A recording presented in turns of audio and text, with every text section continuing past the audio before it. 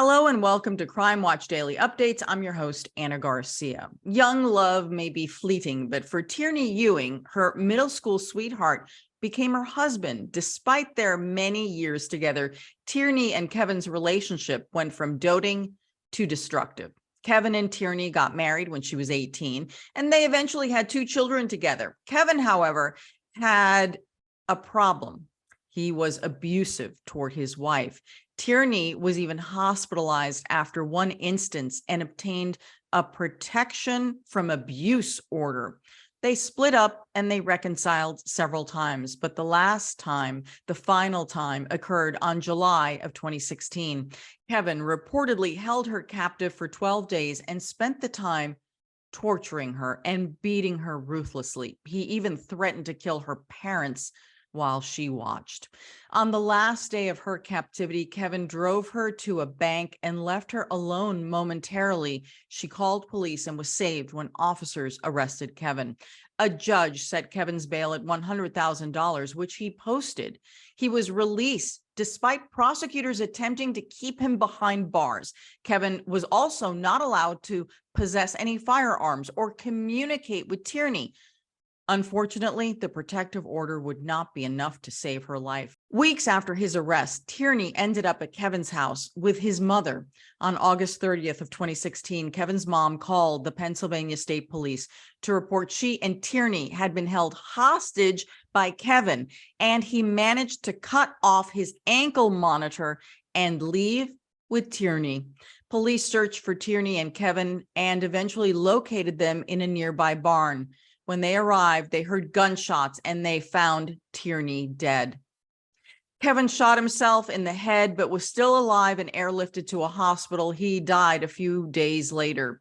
In 2018, Pennsylvania Governor Tom Wolf signed a bill called Tierne's Law, which strengthens protections for victims of domestic violence. It also allows judges to determine if an alleged domestic violence perpetrator will continue to pose a threat, and if so, the judge can use the information when setting bail. Let's look back at this heartbreaking case of a mother who could not escape the violence of her own husband. Even when he was involved, we had good times. But looking back now, it was all just a show. It wasn't him. It was 2 different people. Did you guys see that side of him? Or those sides of him? He definitely had a temper that could switch quite quickly. Tierne and Kevin Ewing began dating in the 8th grade, a turning point in her life, according to those closest to her. We tried so hard to get them apart, and she'd date maybe somebody else or what have you, but he wasn't going to hear to that. She was his. She just became distant, and She wasn't allowed to do much with her friends. And she had a lot of friends. she just started pulling away from the family, and he had control over her then. Tierne was married at just 18, and soon the teen bride found herself raising 2 young children. At first, all seemed well between her and Kevin. When we'd go to their home, he was nice as pie, What can I do for you? But Kevin Ewing had a reputation as a violent man, with a rap sheet to back it up, and he would soon turn that rage against the mother of his children.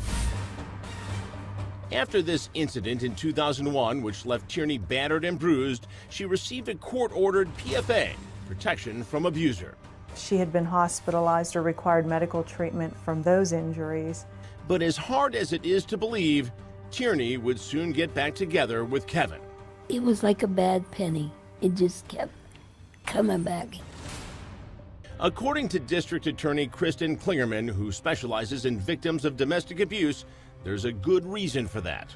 Tierne expressed to me over and over that she was so afraid for her family, for her adult children, and for her elderly parents who are very frail, and that she had to stay near him to protect them. He would always said that he would kill them in front of her if she didn't do his bidding. And there were several times that threat was made. Several. It would fire my dad up so bad that we had to stop him many times from leaving to go look for him. Ewing faced more charges of assault and abuse, but rarely served jail time. He fell through the cracks of everything. No matter what he got into, he got out of it. Trapped in this vicious cycle of violence, Tierne did her best to put on a brave face. Did she tell you ever anything that was going on between them? Did she share fears or? No, she would play things off. She would be, if she was here, you know, she could only stay for 15 minutes. She had to go home because she had to do something, or we knew it was because of Kevin. She had to account for her time. A trip to the grocery store should take X amount of minutes, and if not, then he would call and want to know where she was and why she wasn't home yet. It's like he had his thumb on her. And she said many times, Mom, I was awakened by the bed shaking. He was standing on top of the bed, straddling me. And she said, and I'd hear a click. And she said it was right here. It's hard to believe that people actually are this way. And to know that it's your own child. Finally, in July 2016, Tierne reached her breaking point. She and Ewing had again separated, Kevin living with his mother, while Tierne remained in the family home with her adult son, Derek. Then a terrifying turning point. For 12 straight days, Tierne called in sick to work and made virtually no contact with her family. What no one knew is that she had been abducted by Ewing, held captive against her will, being hideously terrorized and tortured. At night, he would tie a cord around her neck and then tie it to himself so that she couldn't escape when he slept. And multiple times throughout this, he would hold a gun to her head, tell her she's going to die, tell her her parents were going to die. He would kill her parents in front of her and then kill her. Throughout the ordeal, Kevin never let Tierne out of his sight. He went everywhere with her, to the bathroom, everywhere. He took her to a very desolate area, to a location near water. She was terrified of water. She couldn't swim, and during that time, he had a metal rod that he put in a fire that they cooked hot dogs on, and he had burned her legs, several places up and down her legs. He had stomped on her foot. She could only wear flip-flops. He had stomped on her foot so she couldn't run. Then finally, on day 12 of her torturous captivity, Tierne spies a chance to escape, but it could cost her her life. For 12 terrifying days, Tierne Ewing has been held hostage by her estranged and sadistic husband, Kevin Ewing, a man who authorities say has kept Tierne under his thumb since the 8th grade. Kevin was very controlling of her. He was controlling of her phone calls, of who she saw, where she went, what she did, and that was the norm for them from the time that she was very young. He forced her to call her work and tell them that she was sick and to call off of work. She was the most courageous woman to be able to take that on a daily basis. But on July 8th, 2016, Kevin made a mistake. That afternoon, he drove Tierne at gunpoint to a local credit union to pay their mortgage. I don't know what got into him, that he felt comfortable maybe, that he let her go in alone. And it was the first time she had been able to go alone. And once she was in there, immediately told them to call police, that she had been held hostage. Washington 911, where's your emergency? Chrome Federal Credit Union. We have a woman that's in here, and she says that she's in the bank, and she says that her husband is holding her captive. And he possibly has a gun. He's in the parking lot. Okay, what kind of vehicle is he in? Did she tell you? Vehicle? Truck. Okay. A black truck? She was very panicked. She wanted to be locked up. Employees wisely lock Tierne in another room. Police arrive and take Kevin into custody. And even once the police got there and had apprehended him and arrested him, she was too afraid to go out the front door. She insisted that the police take her out the back door where he couldn't see her. It was here, outside this credit union, where Kevin was arrested. And Tierne thought her nightmare was finally over. But the terror continues. Despite a court order that restricted him from having any weapons, Ewing was armed to the teeth. He had 2 loaded guns, a handgun and a rifle, and he also had a knife. Tierne is taken to a local hospital, and it's here that police learn the full extent of the abuse she has endured. And we want to warn you, her injuries are disturbing, the images graphic. She'd been pistol whipped across the head, her knees bashed with a hammer, her legs branded with a hot skewer, and spit on in the face. Even for veteran District Attorney Kristen Klingerman, it's some of the worst abuse she's ever seen. He had also beaten her. He had slammed her about the room. She had bruises on her shoulders, her back, her legs. He had duct taped her mouth shut and with zip ties and duct tape tied her in a closet for an extended period of time. At night, he would tie a cord around her neck and then tie it to himself so that she couldn't escape when he slept. When police search the Ewing's home, they find disturbing evidence of her torture and captivity, used zip ties, duct tape, blood. But with their adult son Derek living in the home and Kevin and Tierne often leaving the house, how did no one ever notice? Our special correspondent Kim Goldman went looking for answers. And no one saw any bruises. Maybe we don't pay attention. Tierne explained to me she kept long sleeves on and did not point out the bruises. How did those kids not know? 12 days? There's a lot of unsaid questions. In fact, Tierne's own parents learned of her kidnapping in the local paper. It was unbelievable what we learned from the paper. It was front page for I can't tell you how long. Wait, that's how you found out that she was held captive. Mm-hmm. Oh my God. Her father, Rich, was even more devastated when he saw what happened with his own eyes. I went up to the DA's office and was talking to Kristen, and I come around there, and there was my daughter standing there. It's so hard. In addition to charges of kidnapping, assaulting, and terrorizing his wife, Kevin's also violated his PFA, or protection from abuser order. But to everyone's dismay, the judge allows Kevin to post bond until trial, which means he's free. And the next thing we knew, he was walking around the streets. And the judge didn't think it was very harmful. Fearing for her life, Tierne turns to DA Kristen Klingerman. And they said, Kristen, can we come see you? There's someone that needs to talk to you. They brought her over. She said, he's out of jail and you've got to get him back in. If he's out, I'm going to die, and I don't want to die. I put forth the charges with which he was charged, that he had kidnapped her, he had assaulted her. I attached photographs of all the injuries that had been taken, of her wounds and her injuries. I explained the charges that he was being charged with. And one of those charges was important because being that he had been convicted of domestic violence prior, he was not permitted under Pennsylvania law to be in possession of firearms, yet he was found with 2 firearms. I also explained that he had had the prior domestic violence and had requested that bond be raised to a more appropriate sum. But to the shock of the community and the horror of her family, Judge Gilman rules against Tierne. Kevin is cut loose. She would have finally been able to try to put her life back together. She'd have never been free from him, whether he wasn't here or not. They beat you up, they burn you, they choke you, they do whatever, and then, honey, I'm sorry, I won't do it again. I swear I won't. I swear it's the last time. That's He's ordered to wear an ankle monitoring bracelet and strictly forbidden from contacting Tierne. But will it be enough to keep the battered wife safe? She was certainly in fear for her life.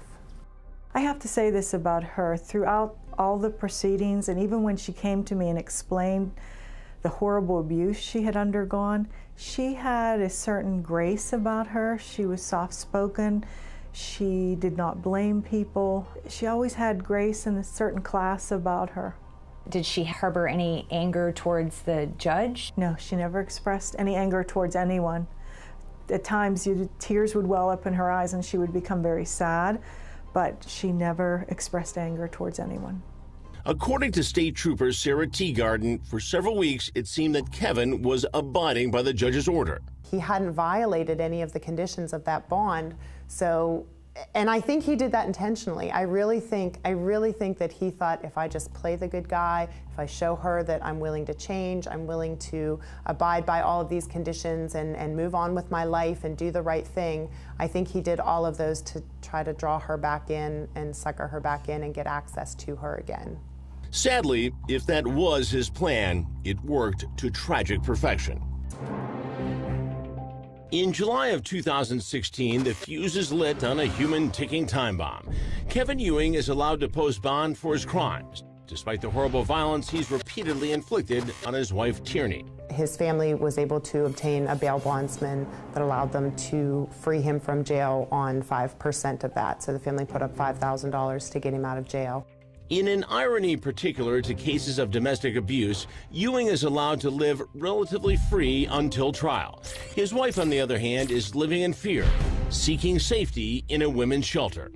The victims are being treated like the criminals. They put them in safe houses. And you know what? They find them every time. Despite a court order forbidding him from contacting Tierne and an ankle bracelet to monitor his every movement, the fatal attraction of Kevin and Tierne drew them back together yet again. Tierne's sister tells our special correspondent Kim Goldman she believes it was an act of selfless courage. So what struck me is that your sister ended up in the house with Kevin and his mom. Do you know why she ended up there? I believe she was there to protect her family. I honestly believe that. I'm not saying that in some sick, twisted way of being manipulated for years that maybe she didn't have some sort of love, whether it be a twisted love or the only love you knew. I think the top priority was to keep everyone safe. And she didn't want anybody else to get into this with her. Do we have any inclination as to why she may have gone? The only thing I can tell you is that she was convinced that she had to stay near him to protect her family members. Tierne was a tough girl. She was not going to go out there and look for help. She felt like she could handle it and that she could make it right and keep her family together. Her father, Rich, has another theory. Kevin's attorneys warned their client that he was in serious trouble for his latest assault on Tierne. Said to him, "You're looking at 20 years to life." And he always told me, I ain't never going back to jail. At midnight on August 30th, Kevin Ewing began the final chapter in this ill-fated romance. The Pennsylvania State Police received a call from Rosalie Riggle, which is Kevin Ewing's mother, and she advised that Kevin had been in the house with a gun holding them hostage in the basement of the house. He had cut off his ankle monitor and took Tierne and put her in the car, and they left the house.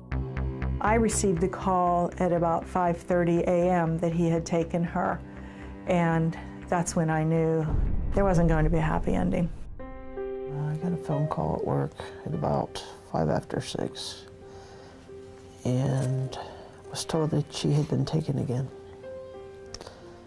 And my first thought was, he's gonna kill her. And she said he has her, and I knew then she wouldn't be coming home. I knew it was going to be all over.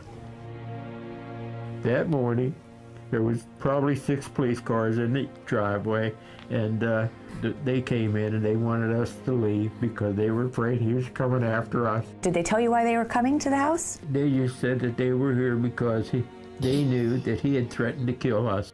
He said, "Rich, I think you better leave." And we're not leaving. This is my house.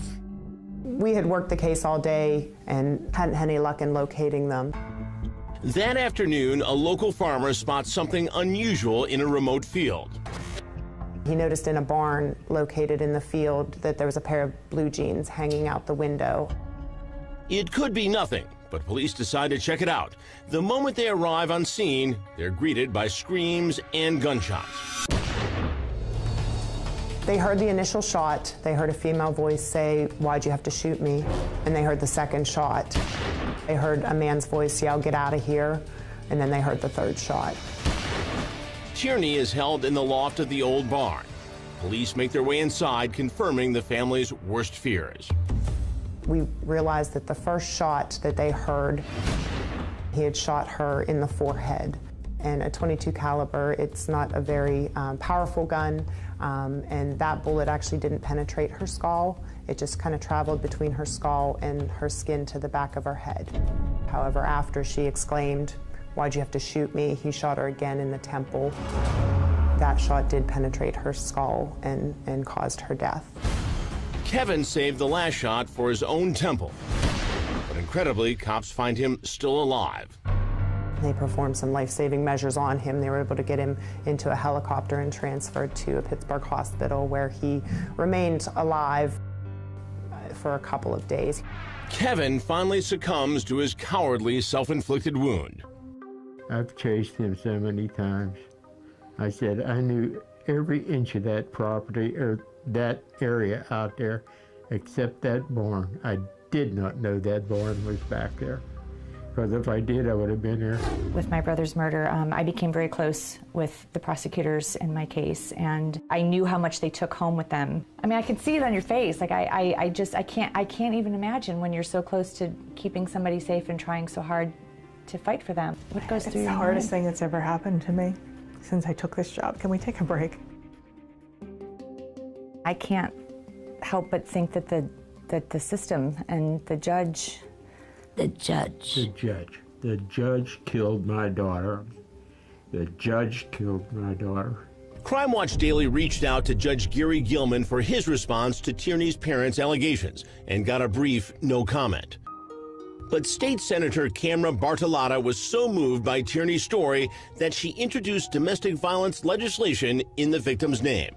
With this bill, it would actually give our judges more tools to use in determining whether or not to even set bail, and to be able to use their discretion and deny bail if they believe that the risk assessment is high enough that there might even be a potential of a dangerous situation for a victim. Kim Goldman broke the news of this promising legislation to Tierne's devastated parents. It will be called Tierne's Law. Oh, thank you. Thank you, Lord. At least we helped